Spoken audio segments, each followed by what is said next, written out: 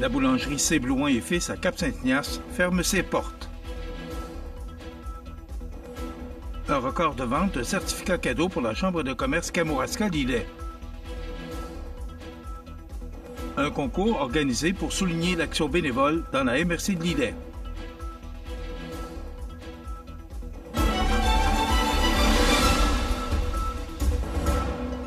« 8 janvier 2025. Bonjour, mesdames et messieurs, et bienvenue à votre bulletin régional sur le réseau de télévision CMA TV. C'est par une publication sur Facebook que nous avons appris lundi la fermeture prochaine de la boulangerie C. Blouin et Fils à Cap-Saint-Ignace. Écoutons le reportage de Jean Carbonneau.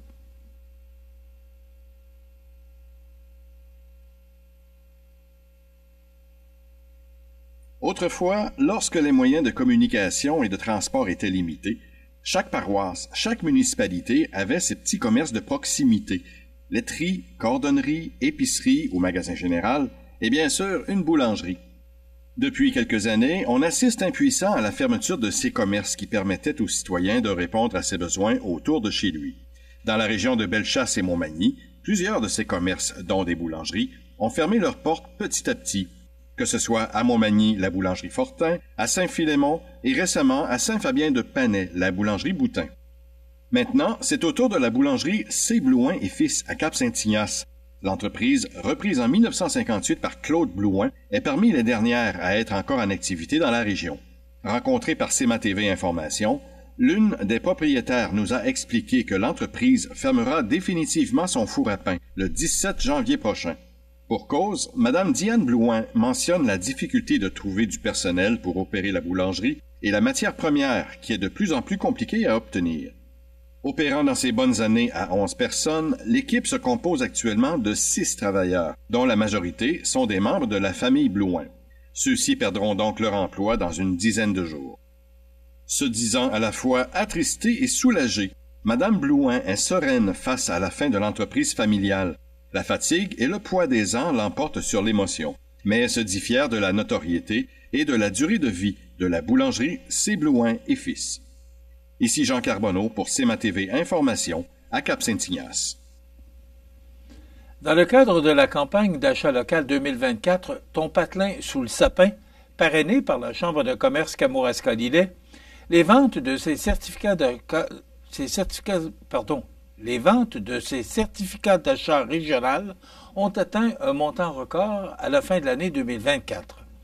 En effet, ce sont plus de 102 545 $ en certificats d'achat local qui ont trouvé preneur durant les semaines menant au temps des fêtes, comparativement aux ventes de l'an passé, établissant par le fait même un record depuis la création de ces certificats d'achat régional en 2003.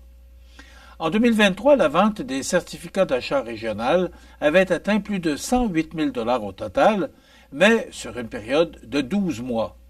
En 2024, les ventes ont atteint 121 105 $ sur toute l'année, représentant une augmentation de 12 % par rapport à l'an passé.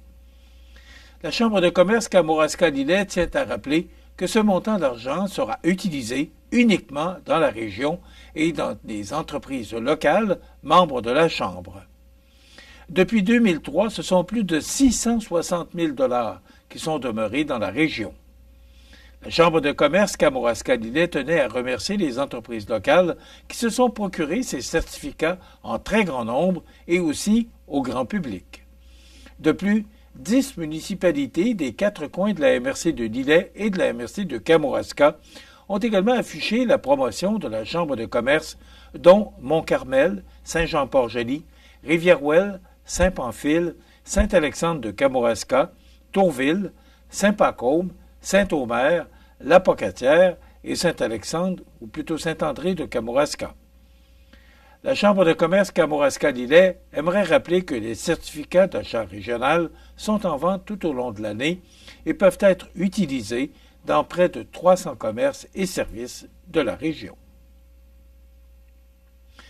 Concours organisé pour souligner l'action bénévole dans la MRC de Lillet. On vous donne tous les détails après la pause. Atelier Bois, fabrication de mobilier et armoires sur mesure. Que ce soit résidentiel, commercial, institutionnel, nous allons plus loin qu'une simple fabrication. Nous la créons à partir de vos idées. Atelier Bois, fabrication sur mesure, 248 14 85. Ce jeudi, le Trait d'Union vous invite à cultiver sa santé mentale. Une chronique en compagnie de Mélissa Boilard, directrice du Trait d'Union, groupe d'entraide pour personnes ayant des troubles de santé mentale, présentée à CIMA TV. Au Canada, entre avril et novembre, l'hirondelle rustique fait son nid sur des constructions humaines. L'hiver, les hirondelles migrent vers le sud et l'Amérique centrale. Elles reviennent chaque année faire leur nid, souvent au même endroit. Les hirondelles rustiques cherchent les parcs et les champs pour se nourrir, mais les pesticides, les changements climatiques et d'autres facteurs menacent leur survie. Aidez-les en leur fournissant des sites de nidification et en jardinant sans pesticides. Et ce n'est qu'un début.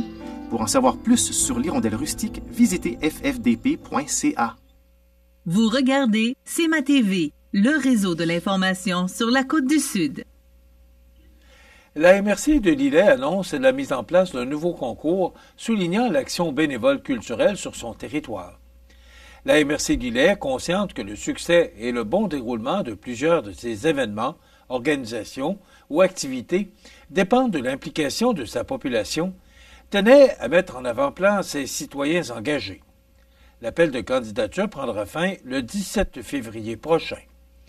Pour célébrer les individus impliqués bénévolement au sein de son milieu culturel, la MRC de Lillet invite leurs proches, collègues, membres de la famille, amis ou autres, à soumettre leur candidature afin de mettre plein feu sur leur travail et leur rapport à la communauté. Les personnes gagnantes seront récompensées lors d'une soirée reconnaissance qui aura lieu au printemps 2025 à la prochaine édition de Rencard, la rencontre annuelle de la communauté artistique et culturelle de la MRC.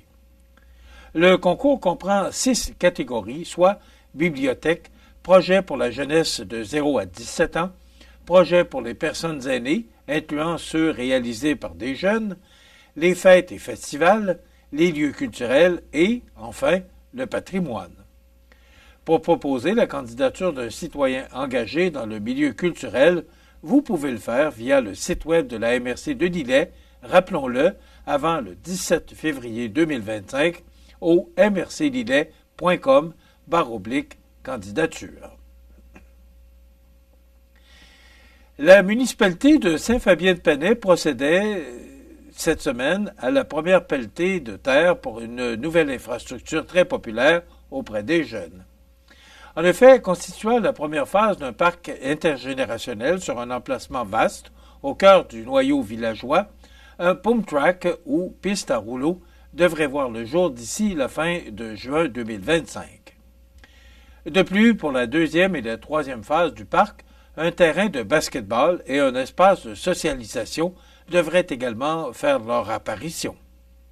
Ce sont plus de 310 000 $ provenant principalement du ministère de l'Éducation, du ministère des Affaires municipales et de l'Habitation, de la Caisse des Jardins de la MRC de Montmagny, ainsi que de nombreux dons d'organismes, de commerce et de citoyens qui seront investis pour la réalisation de ce projet d'envergure. Le financement pour un tel projet est vital pour nos petites communautés. C'est un projet rassembleur pour nos jeunes qui ont besoin d'infrastructures sportives comme une piste à rouleau. Je salue la municipalité de Saint-Fabien-de-Panay qui favorise un mode de vie sain pour nos jeunes et qui a la volonté de dynamiser davantage sa communauté, énonce Mathieu Rivet, député de la Côte-du-Sud. Avec le projet global du parc, la municipalité souhaitait offrir à sa population un lieu de rassemblement au cœur du village afin de permettre à une plus vaste clientèle de se divertir en proposant des activités sportives sécuritaires et accessibles, mais également offrir un endroit où les Panétois pourraient socialiser et se réunir.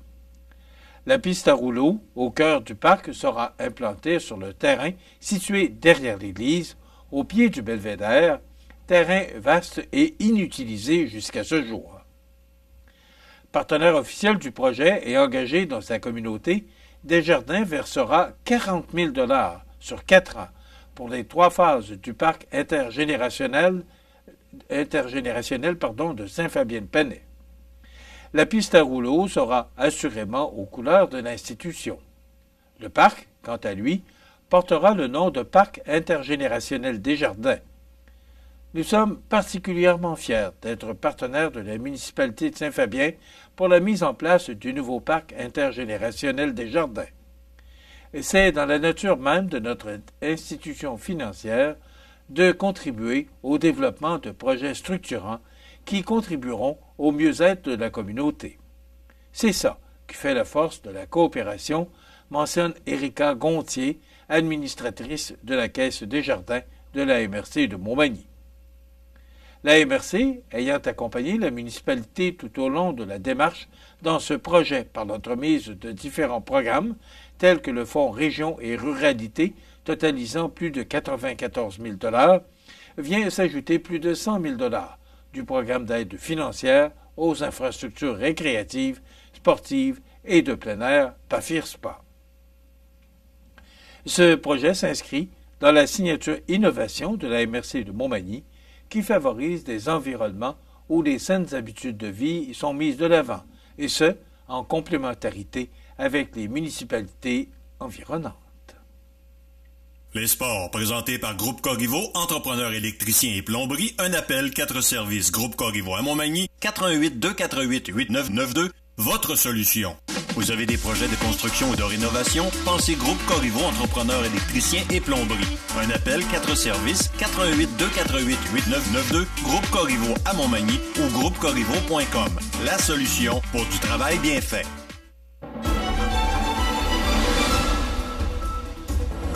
Au sport, après quelques jours d'arrêt bien mérités pour la période des fêtes, les équipes de la Ligue de hockey Côte-Sud reprenaient l'action le week-end dernier, 4 rencontres étant à l'affiche lors de cette première fin de semaine d'action en 2025. Vaincus 9-2 à domicile par le Décor-Mercier avant le congé des fêtes, les joueurs du Pavage Jéricho de Saint-Jean-Port-Joli souhaitaient rendre la monnaie de leurs pièces à leurs adversaires de la 132 le vendredi 3 janvier dernier à l'Aréna de Montmagny. Malgré une mitraille de 51 tirs contre 36, le Pavage Jéricho s'est incliné 6-5 en temps réglementaire, le gardien Antoine Coulombe repoussant 46 de ses 51 tirs.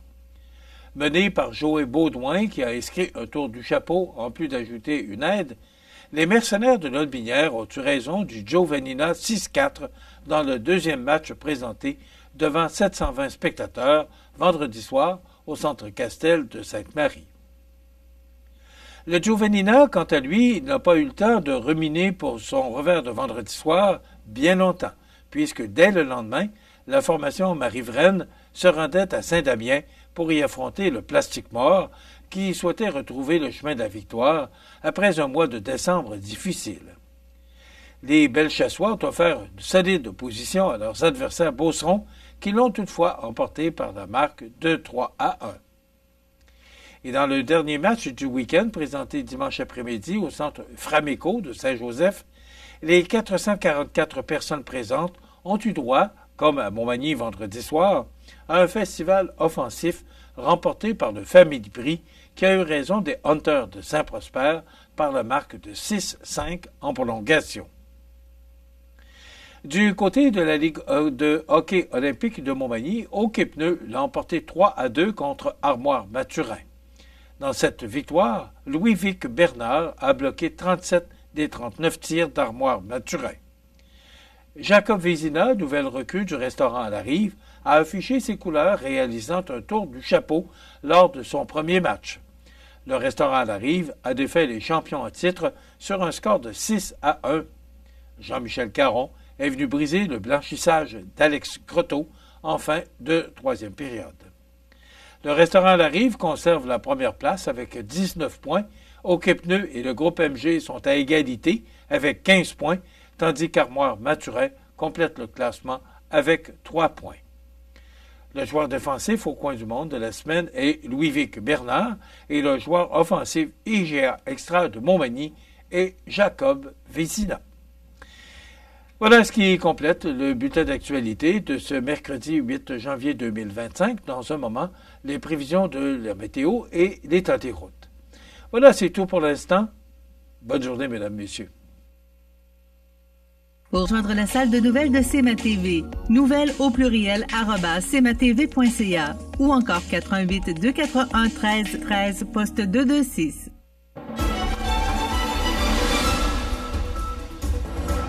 Alors, à la météo, on a eu un petit peu de neige, mais tel que prévu par nos météorologues, ça a été nuageux en après-midi avec des petites percées de soleil. Là. Donc, un beau lundi et du temps doux, c'est ce qu'on peut remarquer. Maintenant, si on regarde l'image de satellite, pour nous, c'est quand même pas si pire, mais c'est plus vers l'est, là, à partir de Rivière-du-Loup, jusque vers Rimouski, Gaspésie, les îles de la Madeleine. Mais là, ça se gâte un peu, alors que c'est du vent et de la poudrerie. Là, on parle de 5 à 10 cm pour la région de Rivière-du-Loup, entre autres, avec un avertissement de neige, mais il y a quand même de bons vents là, qui déferlent actuellement sur la région du Bas-Saint-Laurent. Pour notre région, pour Montmagny et la côte du Sud, on parle de neige et poudrerie par endroits, accumulation de 5 cm, des vents d'ouest de 30 km/h avec des rafales à 50, maximum de -5. Ce soir et la nuit prochaine, neige et poudrerie, excusez-moi, accumulation de 5 cm, vent d'ouest de 30 km/h avec des rafales à 50, température stable à près de -4.